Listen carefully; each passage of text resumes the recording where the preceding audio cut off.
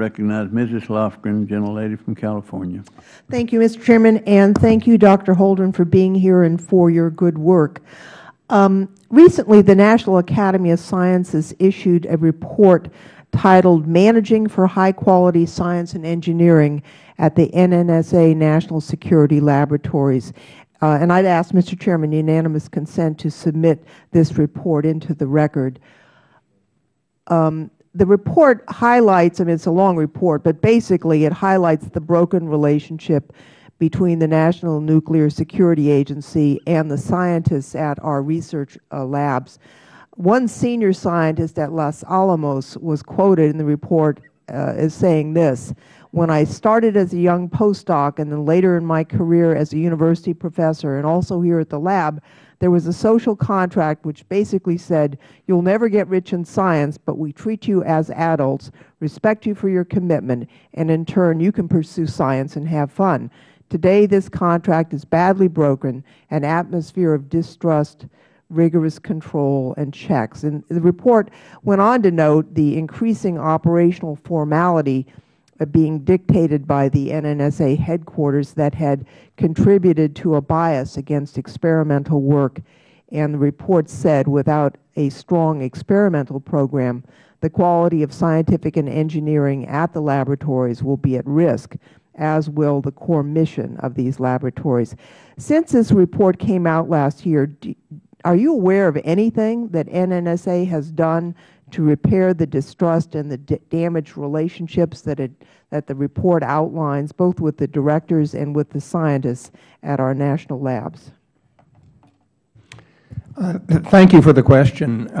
First of all, I'm very much aware of the report, and as you and I have discussed offline, we have a task force in OSTP in the National Security and International Affairs Division following up on that report's recommendations, looking at the health and adequacy of the way we are running our national security, science, technology, and innovation enterprise. I myself, just 2 weeks ago, visited both the Sandia National Labs and the Los Alamos National Lab in New Mexico, spoke with the directors of both labs, and I will be going to Livermore to talk to the management at Livermore about this set of problems, among others, and what we can do about them.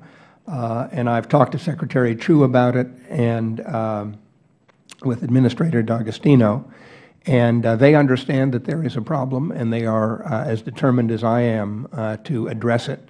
Obviously, we have to maintain the quality of the science and engineering at our national defense laboratories, and excessive micromanagement is obviously not contributing to the attractiveness of continuing employment for our brightest scientists and engineers at these labs.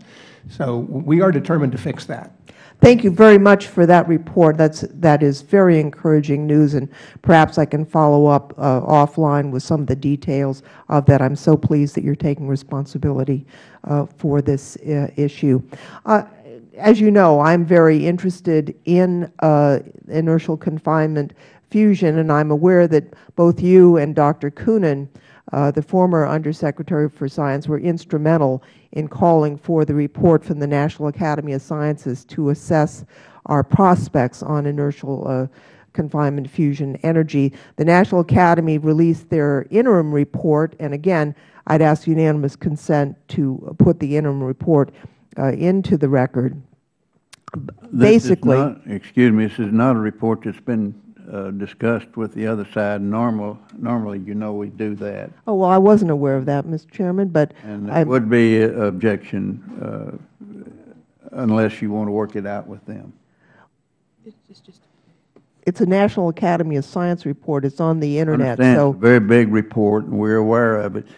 The normal procedure is to have it worked out, and I think they would probably work with you if you do it. Okay, that'd be fine. Do it a little later before we close. Sure, today. be happy to do that. But I would like to note that the report, basically, it's a long report, but it is, I'd say, enthusiastic about the prospects. Originally, the goal for ignition was 2014. Somehow that morphed into 2012. And as the report the National Academy report indicates, there's no guarantee. This is science, not engineering. I mean, we may get this this year, maybe next year. Would it be your belief, Dr. Holdren, that we should not, especially given that China and Russia are trying to overtake our lead in this matter, that we should not give up, close as we are, on this quest for ignition at this point? Certainly I agree with that, and Secretary Chu agrees with it. I know the NIF is a national resource, the National Ignition Facility. It has the potential to achieve ignition, although there are still obstacles in the way of that. We think that they can be overcome and that they should be overcome. So we remain committed to the use of that facility for that purpose as well as others.